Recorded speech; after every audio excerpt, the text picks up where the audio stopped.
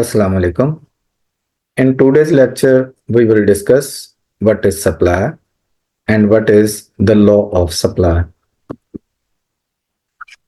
The quantity of a particular good that is offered for sale at specific price in given period of time is called supply. किसी चीज की वो मिकदार जो किसी खास वक्त में खास कीमत पे बेचने के लिए ऑफर की जाती है उसे सप्लाई कहते हैं। सप्लाई और स्टॉक में डिफरेंस होता है। किसी चीज की वो मिकदार जो बेचने के लिए ऑफर की जाए वो सप्लाई होती है और प्रोडक्शन का वो हिस्सा जो बेचने के लिए ऑफर ना किया जाए वो स्टॉक होता है। It means stock is that part of production which is not offered for sale and supply is that part of production which is offered for sale. Supply function, जैसा कि पहले भी मैंने बताया था कि फंक्शन क्या होता है। It is in mathematics it is the relationship between two or set of variables. When we say supply function, it means it is a function that shows a relationship among the supply of a good and the factors which can affect the supply. Supply function किसी चीज की जो supply है और उन सब variables में जो सप्लाई को अफेक्ट कर सकते हैं उनके दरमियान रिलेशनशिप है।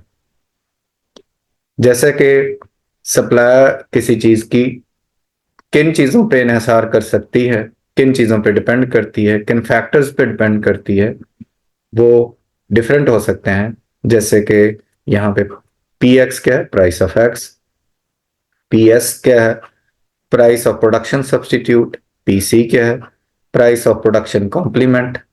पी आर क्या है, price of raw material. F P क्या है, expectation about future price. C क्या है, कॉस्ट ऑफ प्रोडक्शन। ईपी क्या है, एनर्जी प्राइसेस। टी क्या है, इनडायरेक्ट टैक्स और टेक्नोलॉजी। और इसके अलावा भी कोई फैक्टर हो सकते हैं जिसको हमने एज कंसिडर किया है। तो वो तमाम फैक्टर्स जो किसी चीज की सप्लाई पर असरअंदाज हो सकते हैं उनमें और किसी चीज की सप्लाई में जो रिलेशनशिप होता है उसको कहते हैं supply function. What is the supply function? A function that describes the relationship among the supply of a good and the factors which can affect the supply. यहां पे एक दफा फिर से हम उसको रिकॉल कर लेते हैं। एस एक्स क्या था, supply of product X. P X क्या है, price of product X. P S क्या है, price of production substitute. P C क्या है, price of production complement. P R क्या है, प्राइस ऑफ रॉ मटेरियल। और इसी तरह से एफ पी क्या है, एक्सपेक्टेड फ्यूचर प्राइस। सी क्या है, कॉस्ट ऑफ प्रोडक्शन। ईपी क्या है, एनर्जी प्राइसेस। टी क्या है, इनडायरेक्ट टैक्स। टीईसी क्या है, टेक्नोलॉजी। इन सब का जो किसी चीज की सप्लाई पर अफेक्ट होता है और उसके दरमियान जो रिलेशन होता है उसको क्या कहते हैं, that is called the supply function.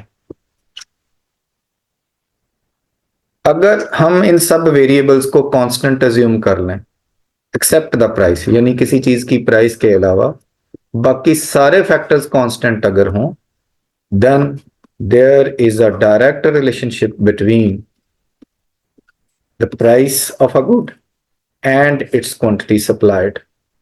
तो किसी चीज की प्राइस में और उसकी क्वांटिटी सप्लाइड में एक डायरेक्ट रिलेशन होता है and this direct relationship is called law of supply. एक दफा फिर से मैं रिपीट कर रहा हूं कि अगर बाकी सारे फैक्टर्स हम कांस्टेंट ले लें स्वाय किसके, प्राइस के, तो फिर किसी चीज की प्राइस में और उसकी क्वांटिटी सप्लाइड में एक डायरेक्ट रिलेशन होता है and this direct relationship is called law of supply. किसी चीज की प्राइस के बढ़ने से क्वांटिटी सप्लाइड बढ़ जाती है और प्राइस के कम होने से क्वांटिटी सप्लाइड कम हो जाती है। जैसे कि हम कह सकते हैं the quantity supplied of a good or service increases when the price rises and the quantity supplied decreases when the price falls keeping all other factors constant. जैसे कि हमने लॉ ऑफ डिमांड में ही पढ़ा था, जब हम keeping all other factors constant, holding all other factors constant, तो इसके लिए एक स्पेसिफिक टर्म भी यूज होती है, that is a citrus paribus. तो इस लॉ ऑफ सप्लाई को आप इस तरह से भी डिफाइन कर सकते हैं, ceteris paribus, there is a direct relationship between price of a good and its quantity supplied. Price के बढ़ने से क्वांटिटी सप्लाइड बढ़ जाती है और प्राइस के कम होने से क्वांटिटी सप्लाइड कम हो जाती है। ये जो सिट्रस पैरिबस है या अदर फैक्टर्स हैं वो क्या है, जो अभी हमने सारे पढ़े थे उन सारों को कांस्टेंट अज्यूम करना है। जैसे the cost of production does not change, जैसे price of production substitute and complement does not change, जैसे state of technology remains constant, जैसे no change in indirect taxes. तो ये वही वाले फैक्टर्स हैं जिसको हमने डिस्कस किया था। There are no expectation regarding future price changes, number of firms in the market remains unchange. तो बाकी सारे फैक्टर्स जिनको हम कांस्टेंट अज्यूम करते हैं उसके लिए उसका टर्म क्या यूज करते हैं, assumptions, and these are the assumptions of law of supply। तो ये क्या है, ये लॉ ऑफ, तो assumptions वो फैक्टर्स होते हैं जिनको हमने कांस्टेंट अज्यूम किया होता है। इस लॉ को हम इसी तरह से एक्सप्लेन कर सकते हैं। एक्सप्लेनेशन के लिए हम टेबल का यूज कर सकते हैं, एक ऐसा टेबल कि जिसमें हम दो चीजें शो करेंगे, किसी चीज की प्राइस और उसकी क्वांटिटी सप्लाइड, और फिर उसमें डायरेक्ट रिलेशनशिप शो करेंगे। जैसे कि इस टेबल से जाहिर है कि जैसे जैसे प्राइस इंक्रीज कर रही है, जैसे प्राइस इज 1 तो quantity supplied is 20 and then it is 2 and it is 40।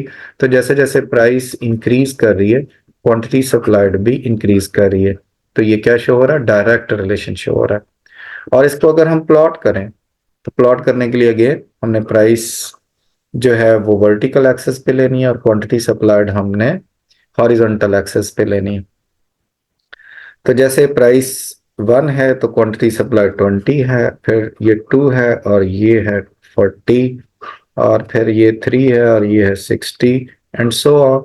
इससे हमारे पास कुछ पॉइंट्स आ गए A B C D like, तो इनको हमने ज्वाइंट किया तो एक ग्राफ बन गया और इस ग्राफ का नाम क्या है, सप्लाई कर्व।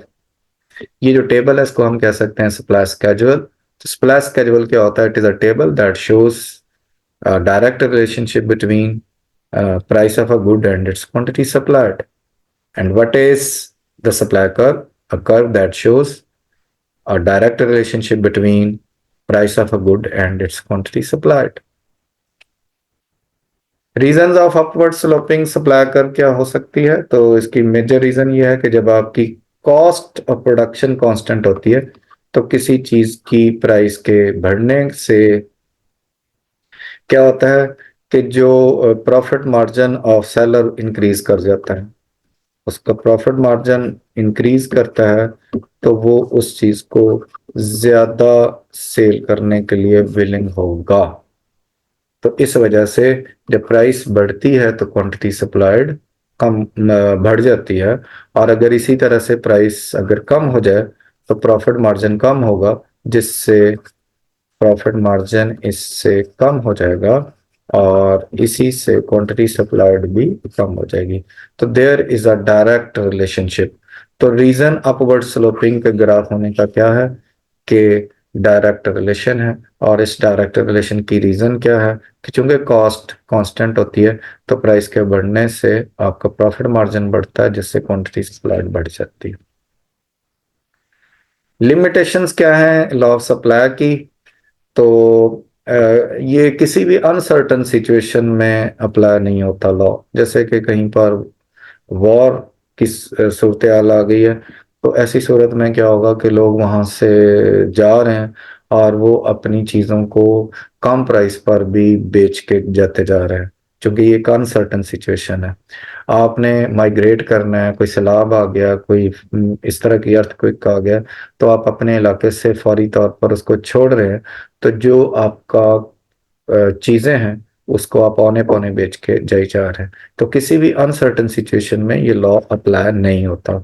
इसी तरह से जब एंड ऑफ सीजन सेल होती है तो पिछला डिजाइन लोग निकाल रहे होते हैं, तो वो कम प्राइस पर डिस्काउंट लगा के अपना पूरा का पूरा माल बेचने के लिए तैयार होते हैं।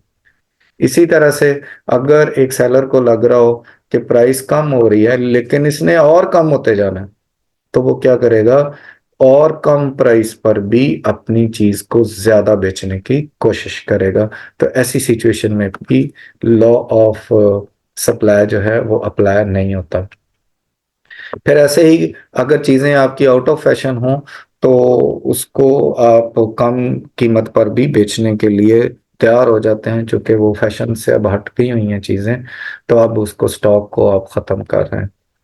फिर पैरिशेबल वो गुड्स होती है जो खराब होने वाली होती है और आपका दूसरे दिन नहीं चलनी होती।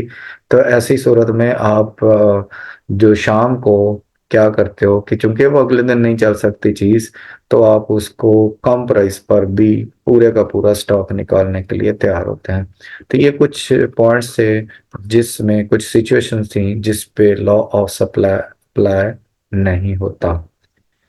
ये था भाई हमारा आज का लेक्चर। इंशाल्लाह फिर किसी दिन किसी और वीडियो के साथ मिलेंगे। जज़ाकल्लाह खैर।